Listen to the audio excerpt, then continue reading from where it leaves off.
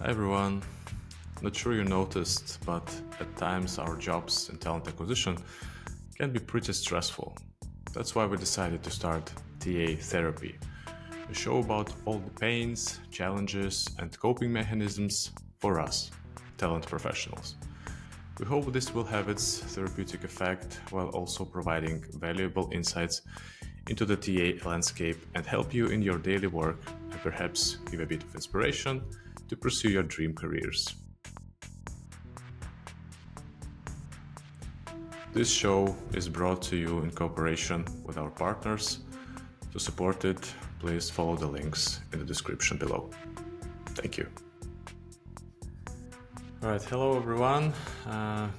Welcome to TA Therapy, where we deep dive into the world of hiring with people leaders and talk about candid topics and also things that concern every talent acquisition or HR professional. Today with me is Yulia Kuzmane, head of operation at Elly Analytics, and also a person with a robust HR and talent acquisition experience. Very excited to have you here today, Yulia. Really curious to learn more about you and to hear more insights for our followers and listeners. Maybe just to start things off, you could share a bit with our audience about your journey so far, who you are, where you come from, and how did you end up loving HR and recruitment? Hi, Artyom. It's very nice to be here on your podcast. I really appreciate it, and I'm happy that you've invited me. I hope I will be able to share something interesting for your subscribers today. So, a few words about me. I have had quite an interesting route to where I am right now, and basically. Right in the beginning of my career, everything has started with talent acquisition. That was something like my third full-time job, and that was an IT company, and they were launching online games in different countries. That's like localization, I believe it's called. And people that were running this company, they were really crazy in a good sense about bringing the right people on board. And that's where I really learned the importance of it. And also like where I understood that that should be the focus, not just only of an HR department, but of everyone in the company, starting from management, hiring managers to each and everyone. And I was running a graduate recruitment program there. And later on, I worked as an HR business partner here in Riga in Latvia. When I moved, my first experience was in Russia, and then 11 years ago, I moved to Latvia, and I was working as an HR business partner. And then at some point in my career, I actually had a really great coaching session from my manager, and I need again to tell big thanks to her. So Alice Vilka, my ex-manager, for that coaching session where we actually thought about 10 years in front of me if I chose this path of growing in the talent acquisition department. And that path actually brought me to some HR director role. And at that point of time, I was 30, I guess. I clearly saw that this is not for me. This is not my path. I want to try something else. And I already had, I believe, 7-8 years of recruitment experience, not only recruitment, also talent management, succession planning. So I thought, okay, what's there? What else is there for me with my background? And I got really lucky because I found, and my next job was in HR tech. So I continued in IT, but my function changed, and I started actually sell HR technology to companies that were looking to hire developers. So that was also quite an exciting part of my life, and I spent more than 7 years in that company. Yeah, that's And how we also met, right? As far as I remember. Yes, true. That was really great a social part of my job, because I met a lot of interesting people all across Europe, because Europe was my region, and we are still friends with many of them, and that's really great. But then again, a new period of life came, and I thought, okay, so now I have this type of experience and another type of experience. What should I do next? And my next step, and this is where I am now, is running the operations side of a company. This is also an American, like a Delaware-based startup. My startup delivers marketing analytics software. And so what I'm doing there, I'm responsible for all the people, internal HR operations and recruitment, and we are hiring quite many people. And I'm also responsible for all the reporting, financial reporting, accounting, financial modeling. I help with investor relationships, and I'm doing a lot of special projects. Let's call them like that. Wow. So again, maybe it would be interesting for someone with a talent acquisition or recruitment background. This is also a way how a career path might turn. Yeah, that's what I'm sensing also from your story. Basically, two things, and maybe you could elaborate a bit on those. Like, first thing that I really saw here is basically how much impact your professional relationships can have on your career path and life as well. So basically having a good coach, mentor, manager, people who actually steer your development. That's maybe one area that we can talk about in more detail. And another one is not being afraid to pivot, right? When things maybe get monotonous, maybe they get different from what you expect. Maybe you are just hit a glass ceiling or those kinds of things. Since your skills, like I'm also assuming, but since I know you a bit, that you're a very curious and ever learning person, so that's why it was organic for you to make such shifts, as far as I know. But maybe from your perspective, you could tell the audience what it takes actually to make those decisions, to pivot out of a potentially set career path for some. Okay, I'm a HR business partner. That's my goal, and then I'm gonna go to core HR stream and just pursue that. Then I'm customer success, so I'm gonna do biz dev all the way, and then ops, and that's another kind of angle to apply your skill set. So maybe we can talk about those two things. Yeah, both of them are very important, but let's start with the second one. Okay. So pivoting is my life. So I'm not sure my recipe will be good for everyone, because in my case, I believe there's always 50-50 gut feeling, intuition, plus some rational thinking. In the example that I just mentioned, I was really lucky because my manager did this coaching session for me, and all of my internal feelings, some of the uncomfortable feelings that I actually did feel, but it wasn't somewhere in the unconscious level, they actually somehow went out, and I realized, for example, that those steps are just not for me right now. By the way, I more or less came back to this role right now, in a different way, but So it's interesting. But at that moment, I thought that I definitely need to try something else. And I had this internal drive. So I think one thing is very important to listen to yourself. And if you feel uncomfortable, just trying to dig deeper. What is that? And I believe, and from my experience, for different people, different methods work.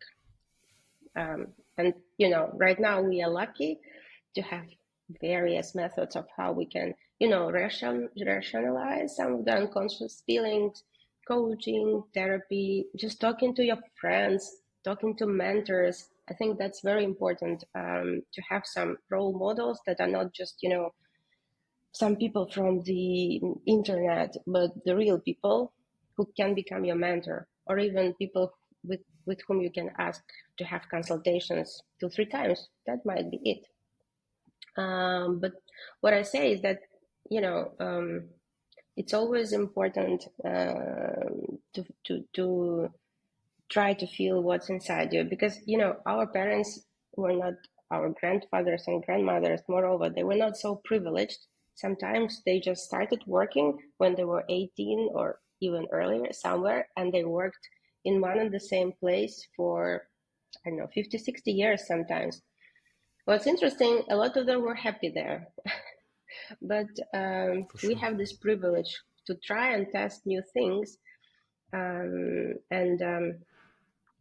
I just believe, if you can afford it, if you are not afraid, then it's important to test. Otherwise, you can't understand what's yours unless you really try it. Yeah. So that's about pivoting. Currently, we're really actually blessed with global world, right, where we can actually touch upon like various opportunities that fit us best. Back in the day, you were just confined to what Absolutely. organizations were in the immediate vicinity of you, right? Yeah, for sure. And actually, I did have an unsuccessful pivot in the beginning of my career. I had very interesting first job, but then I changed it, and that was really bad. And I worked in this place for like 5 months, but that gave me such a good lesson of what is not acceptable for me. That though it happened, I don't know, already 18 years ago, I still remember everything, and I know what are my triggers, my red flags, and everything. So sometimes, mistakes also help us to learn. Yeah, do you think that like early on in your career, like changing jobs and pivoting and trying things out is even advised or recommended, so that you have a broader perspective of what's out there for you? Or what's your take on that? I think it really depends. It really depends. What does the current place offer to a specific person? If there is more opportunities and you feel happy at your job, but everyone else say, okay, it's 2 years, I need to leave because that's something that's written in some, code of conduct of a good recruiter. No, I don't think that works like that. I think that's quite individual, and different people have very different tracks within one and the same company, even if they start at one and the same position. So I think you need to talk to mentors and trust your feelings. That's my stance on that.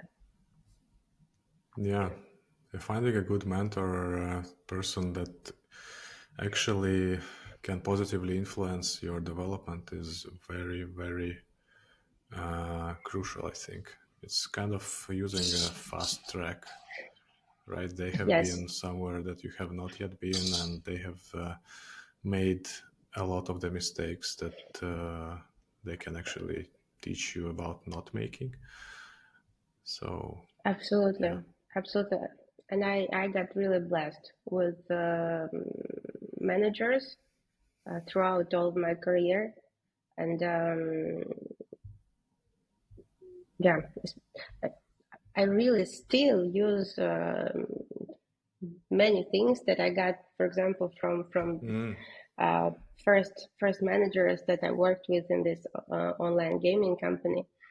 And we created a really unique atmosphere there, and we created this graduate program, which about 100 young talented graduates passed, and we are still friends with many of them, and many of them right now are very, very successful people. And when we talk about it, I know that all of them share the same idea, that specifically that company did really influence us. So I can use this chance and again say a big thank you to Georg Sarkisyan, our CEO, who really changed my outlook on how the workplace should work, what philosophy should drive the workplace, and especially how to find the right people for the right jobs. That's one of the main things. Awesome. Yeah, that's actually a good transition to the next topic. Talking about finding the right people for the right jobs. Let's say if you were to, let's say, give me the gist of your experience or maybe your learnings on the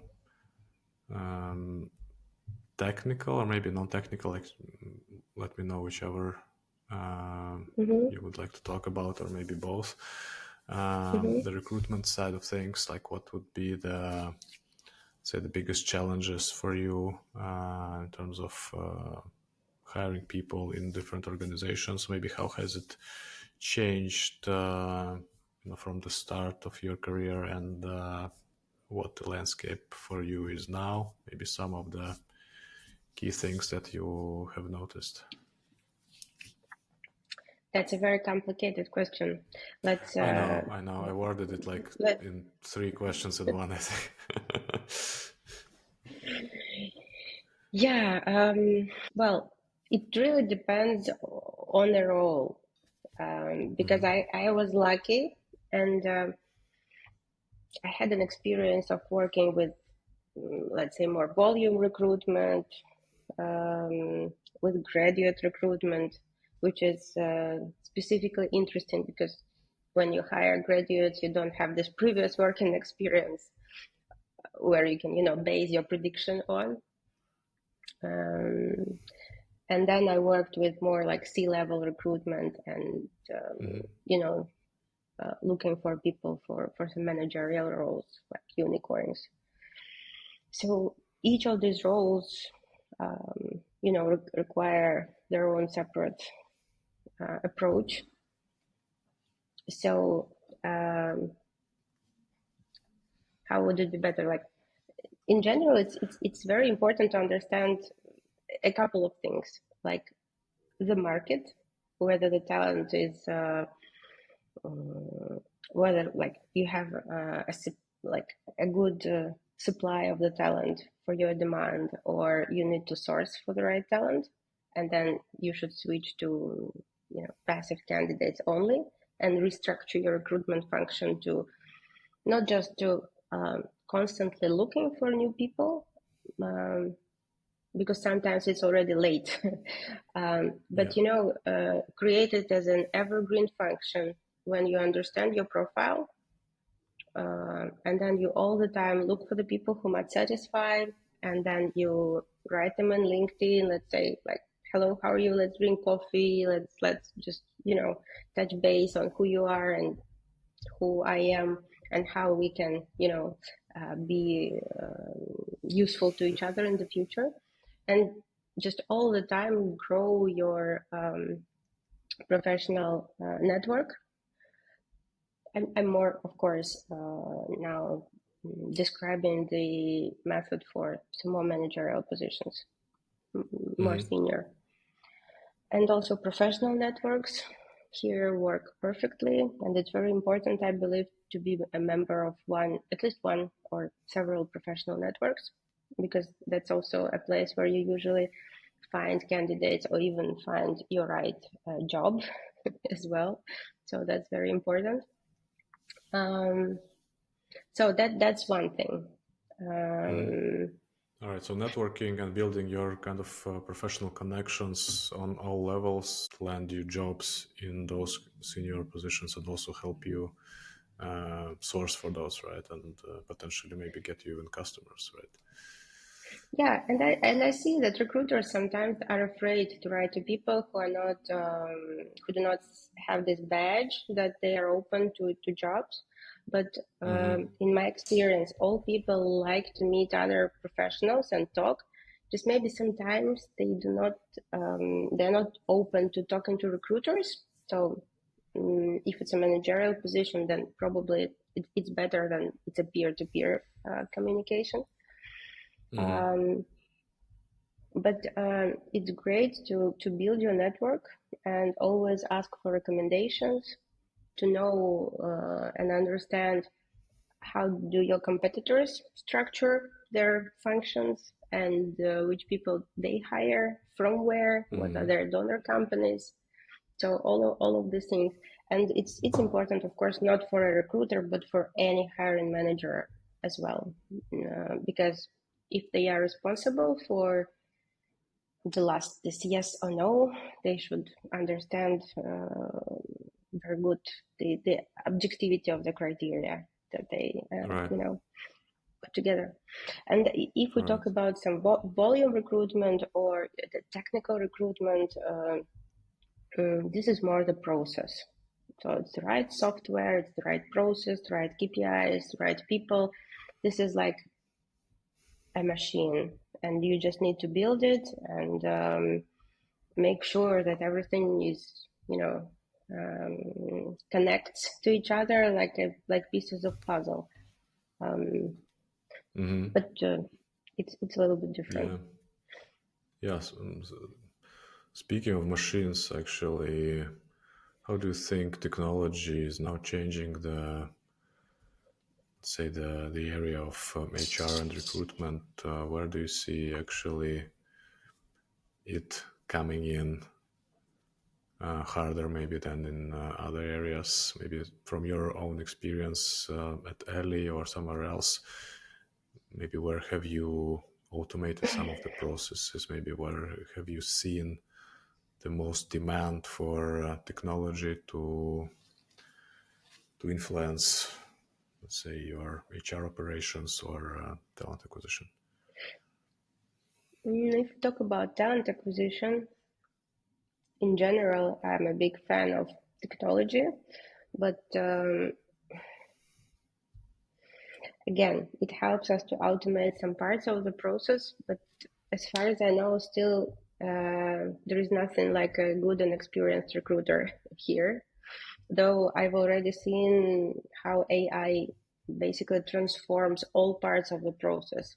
I haven't seen one solution, but I've seen many that automates parts. So let's say in 1 year probably we will see something that where you describe the function, and then it brings you warm candidates from completely passive, but that's not near future, I believe, because we still do not have a good tool that can give us like really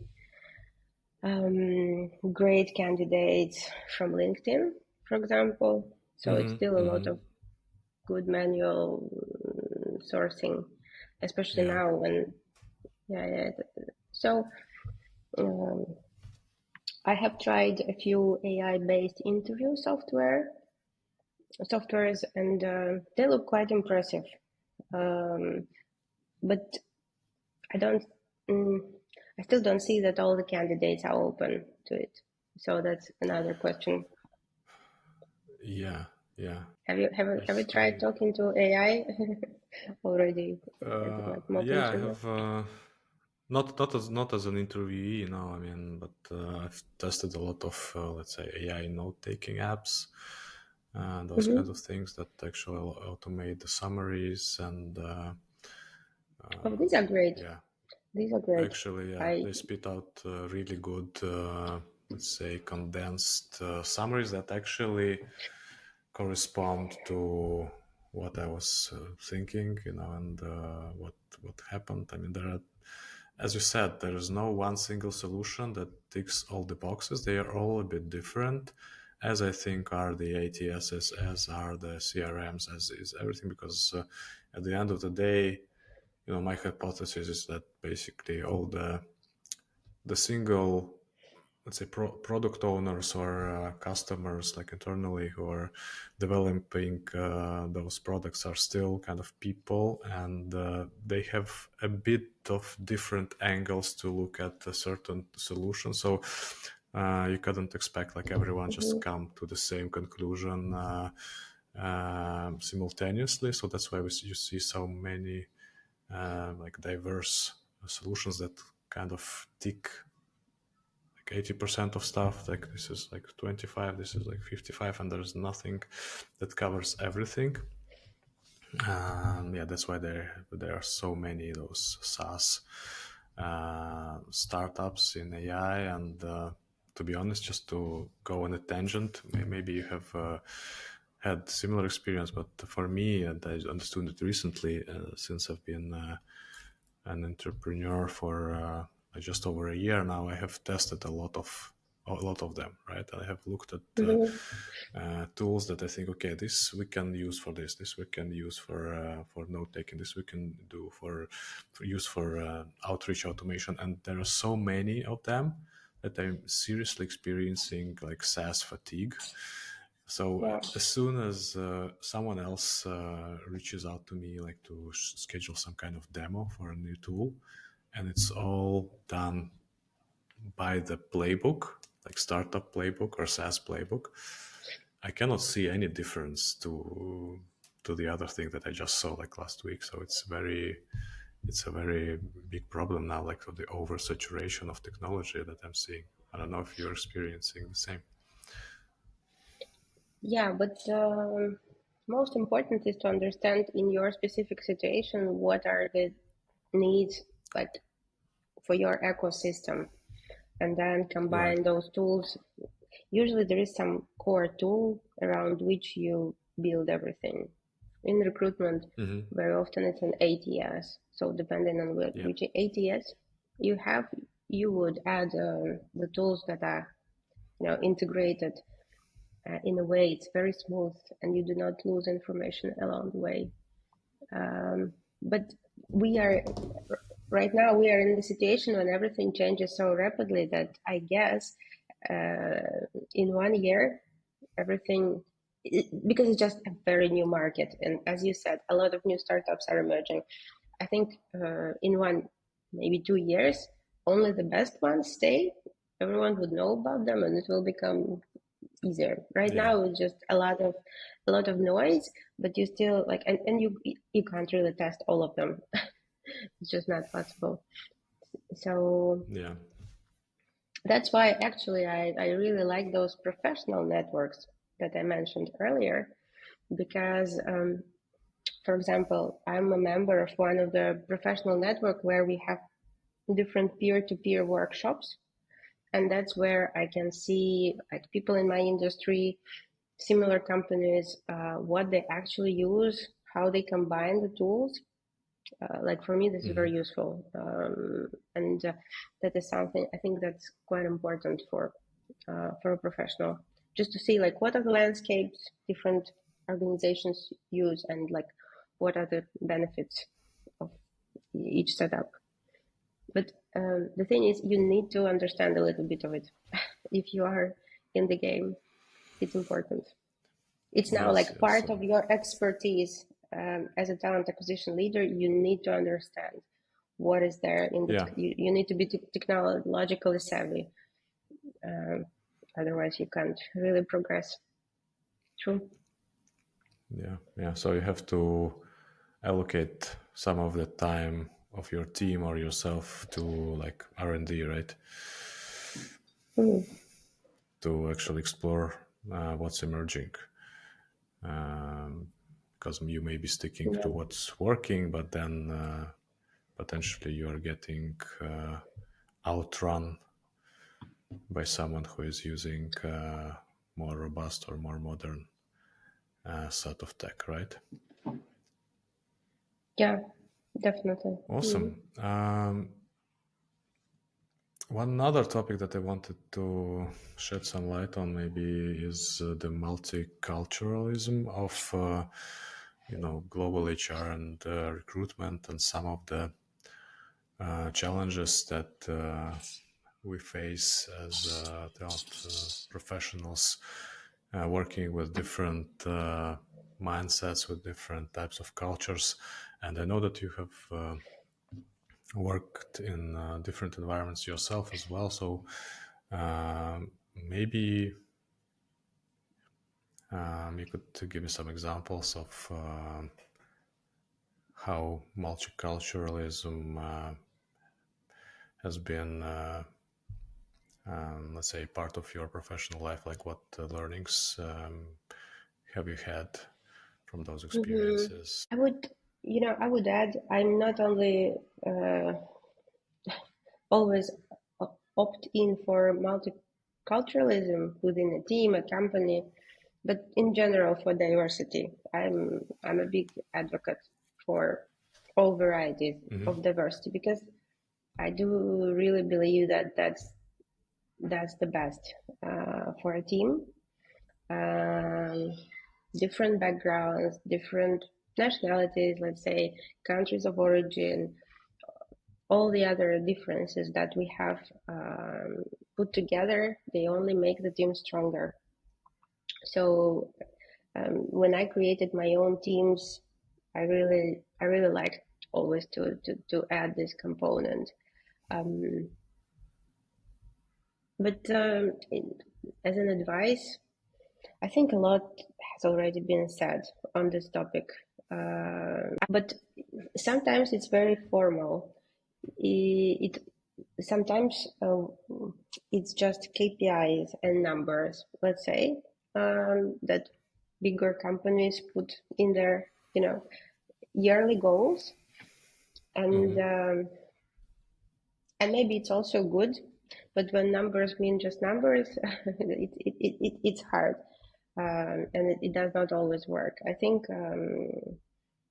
it's just very important that if it's your DNA, and I mean the company philosophy here, and if you work across different countries, you're a multinational business, then it has to be in your DNA, right? So if it's in your DNA, then you just add all of these different small things into your processes, and then you add all different, I don't know, national holidays, when people can share what they like to eat. I don't know why they celebrate what they celebrate, when they can talk about their traditions, etc., etc.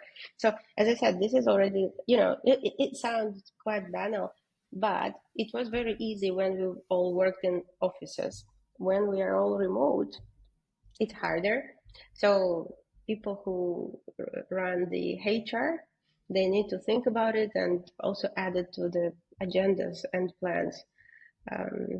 Same as team building in general, for example, for remote, it's harder. Yeah, completely agree. And I mean, it may seem banal for some, but basically, it's not trivial. It's not,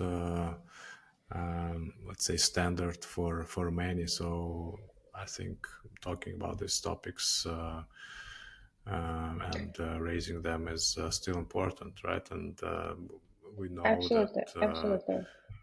culture eats strategy for breakfast, which is another like banal thing. But if you're not projecting the culture that you have in the company, then it will still exist, right? It will still be developing by itself. And if you're not acknowledging something, then you will lose out on like amplifying your business. So for sure.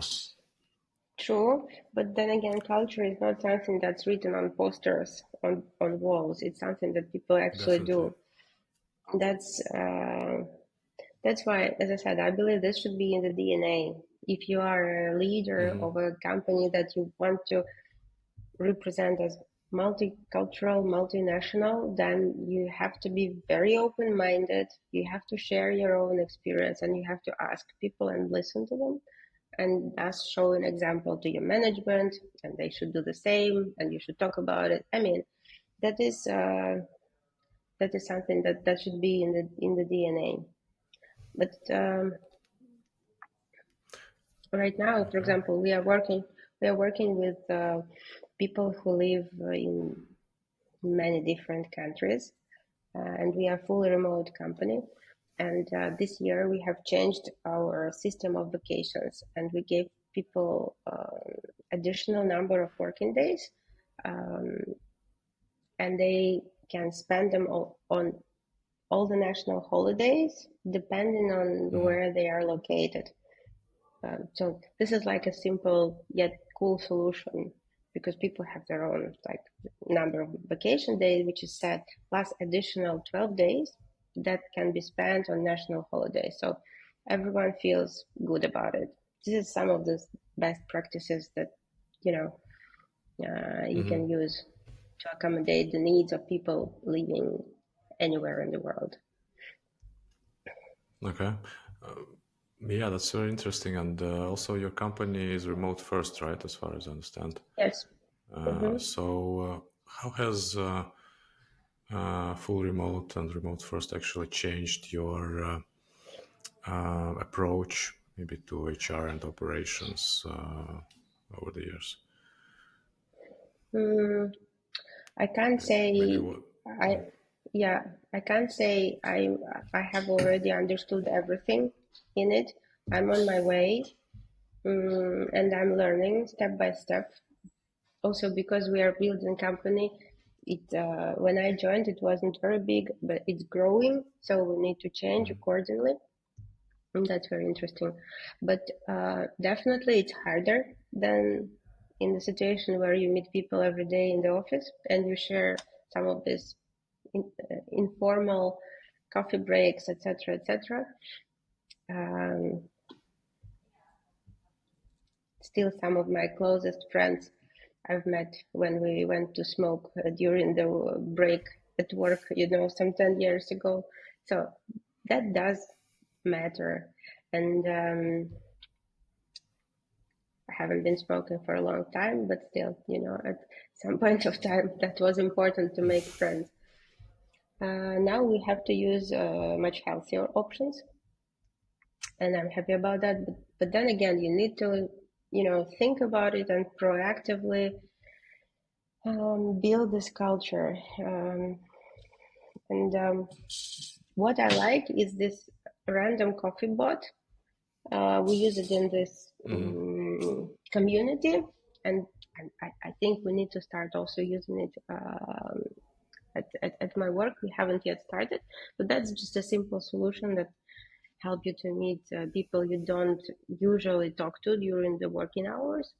Mm-hmm.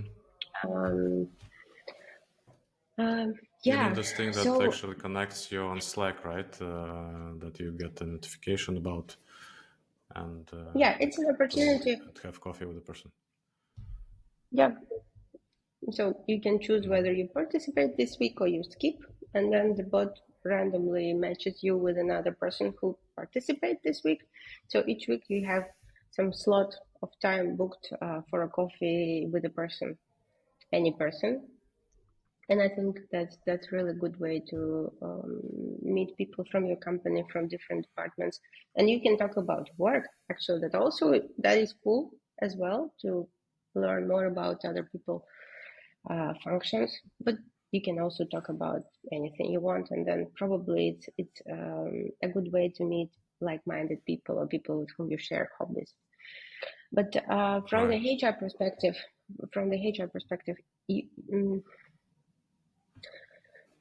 what I do right now, and I'm not sure that's the right way. I really try to devote lots of time in talking to people one-on-one and getting to know them as people, trying to understand like where they are, and I mean not just physically where they are, but mentally where they are, what makes them happy, what makes them sad, what do they like about job, and these are really deep conversations that we have sometimes. And I do it systematically with my colleagues, not just peers, but like with colleagues from all the departments. And at some point of time, that actually took me like really lots of time during my week. And right now, I a little bit restructured it, but it was important for me when I just joined the company because I tried to build good, meaningful relationships with people that I have never met. And that's much more difficult than, again, meet them in the office. Yeah, yeah, But yeah. I'm now trying different things because it is important, and there are various options. So I'm trying to navigate right now what's the right things to do for us. Awesome. I think offline when we discussed some things maybe worth talking about. Here we mentioned the topic that is kind of family life and combining family life with work, especially in the remote setup, and how to navigate it. Like let's say like maternity leave and those kinds of things.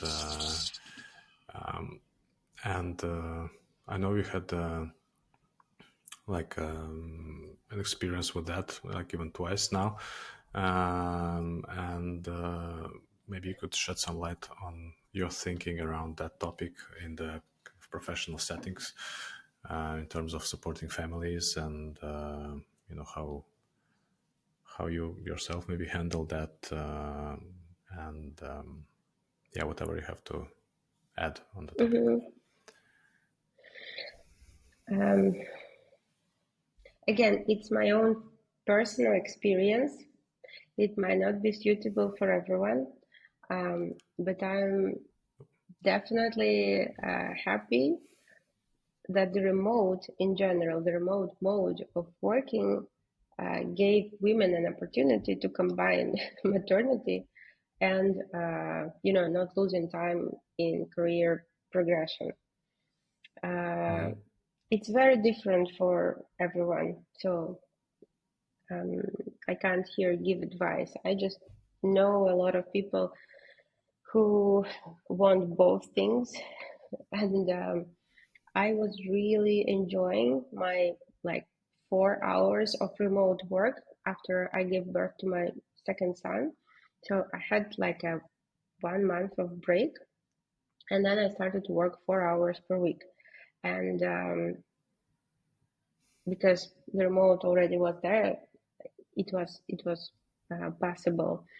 And for me, that was really something that kept me mentally very stable. And I love these hours, and I definitely enjoyed maternity. But those 4 sacred hours that I can spend with myself doing something meaningful kept me very much, in a good state of mind. So I'm really happy that in general we come to the world where it is possible. And also it depends from country to country. Many countries do have very short maternity leave, and people have to decide whether they hire babysitters, etc., and they go back to the office. So I think here that is something which is important. However, again, it all changes. So let's say if I would ever decide to have a third baby, probably third time, I would like to spend my maternity leave completely uninterrupted. But as I said, what is best is having choices, having something to choose from. Yes. That's true. That's true. Yeah, and we're all here about personal experiences. So we even hope for this show not to be for everyone and anyone. So it's good to have those personal perspectives that are not like fit for everyone, but still kind of can give a different angle to the same maybe topic. So yeah, Mm-hmm. thank you for that. Awesome. A couple of things, maybe not so much related to your immediate profession, but I know that you are a fan of art and education as well. And I know that you are doing some of the projects here on your own um, regarding like educating kids through art. And I saw some of the content that you did, and I think it's really cool. Maybe you could Okay. uh, tell me a bit more where this idea came from, how you actually have you had like to sit on it for a long time, or you just decided out of the blue that okay, this is what I'm passionate about, it's what I'm doing. Maybe you could talk It's a bit about that. combination. Yeah, yeah. Thanks for this question. I wasn't expecting we will be discussing this kind of thing, but with pleasure. So it's a combination of factors. First of all, it all started with my mom, actually, because we live in different countries and she really misses her grandchildren. Um, and also, these grandchildren, my children, they are bilingual, even trilingual right now, at least the elder one. So it's quite important for us to cherish like all kinds of, their nationalities. Like this is a really huge mix of them, actually. But so my mother actually, she started during their online calls with my elder son, um, reading to him, sharing stories about art because she's a big fan of art. And it started when I wanted to help her, actually, to kind of put it in some format. Because in this project, she is the let's say the imagination and like the creativity, and I'm the one who puts all together in some shape and structure. But when I started to help her to structure it, and we started to put it together in an ocean just by kind of small lessons that other people can use to spend quality time with their children. And I started to share it via my social networks, and it became quite popular with my friends. I understood myself that this helps me structure my quality time with my children, because usually if I'm very tired after work, I just, I can just switch on cartoons and do nothing. And in my case, it's not the right thing to do, right? Because I don't have lots of time with them. So this 1-2 hours, let's say in the evening when we are all together at home, we really need to do something cool. And we play and we talk. But why this art somehow resonated with me so much is because that's something that I'm interested in. So when I talk to them about something that's interesting to me, that charges my own battery, and I became more energized, and I kind of bring them into my sphere of interest. And that creates a shared experience for us. And I hope a shared interest and a shared hobby throughout all of our life.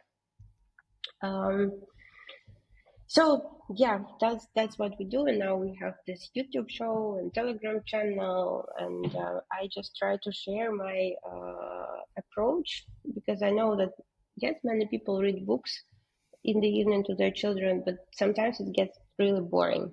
And I just show that okay, that's how you can turn everything upside down if you are interested in it, and we really combine like the most interesting things there. If you are interested in it yourself as a parent, your children will they will get it. They will come to you and start learning together, and that creates this unique experience of shared activity. Yes, I can completely relate, and actually to add on that, I truly believe, and I think it has been proven a lot of times as well, and I think a lot of people need to hear it, is that when you tell your children to do something, it has a lot less chance of success or like lasting success than when they see you doing that thing, right? So if you share the experience with them, if you actually show them what is your routine, let's say that you're into reading or you're into imagining things or like into building whatever from like Legos or whatever you have lying around in your kids' room. Basically, they emulate your behavior, right? And rather than listen to your words. So absolutely. And I also like to think that, this is how we create those best memories that they will have of us. Something that they will remember. What we did, not presents, not some things that we've bought by working a lot and not seeing them. No, by something simple that we did together when we had fun, we laughed, we learned something together. So, but everyone just needs to find their own interest. In my family, I'm kind of always have to fight with all this sport interest that all the male line, promotes. But I really see how it works, how grandchildren are united with the small kids, grandfathers, small kids. They're all united when they watch some specific, basketball or football or hockey game. And that's something that they share across generations, what makes them close. So, and I have boys. That's why it's more difficult for me, I believe, with this common interest. But I'm testing. For sure. Yeah, awesome. That's a very deep well that we can actually go down and actually expand on this topic for a long time, as we also have 2 boys at home. But actually returning to the professional side of things, maybe to actually wrap things up for today, since we've discussed a lot already. What would be your, let's say, advice to aspiring HR or TA professionals that would potentially help them become better versions of themselves, maybe navigate their careers in the next years or so, like given the fact that this is an ever-changing world, there are so many distractions, so many opportunities seemingly just up for grabs, and there are so many challenges that like today's generation actually faces, not maybe from the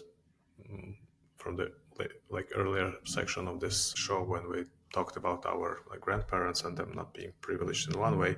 So today, potentially, like our like millennial generation is privileged that we actually have not had some of the things that are potentially today really hard to resist for this generation, or maybe other threats that they are facing. So what would be your advice on that? Maybe taking into account what I mentioned, or maybe to give your own take. It's a hard question, but as I said in the beginning, there should be a good ratio of intuition and gut feeling and your ability to listen to it, and some rational knowledge, observation based on facts, and advice from mentors. This is about the career. So in general, we have LinkedIn. And if we have some role models, let's say, we can put the list of role models in our industry, in our geography, in type of company we want to work in. And then we can, look through all of their work history. Where did they study? What did they study? What certificates they had? Like what positions they had? And we can learn even from, browsing LinkedIn. So right now it's really easy. You just need to be focused on that. That's about planning your career and understanding what you want, what you don't want. And like my example shows that you can actually pivot a lot. And if you have a good experience of hiring people and building a recruitment function, that is something that's always useful in any organization and on whatever seniority and position you are. That is the most important thing in any company. So people, right? Yeah. So that's already a good choice that you guys made. And probably to finalize what we have also discussed today is it's very important now to be technologically savvy and understand what's going on and automate the mundane tasks, automate everything you can automate, become professional with using ChatGPT or Perplexity. They really help so that you can focus your brain energy on things that AI still cannot beat us into this chemistry of people's relationships and and I think it's still quite a long time when we will be the only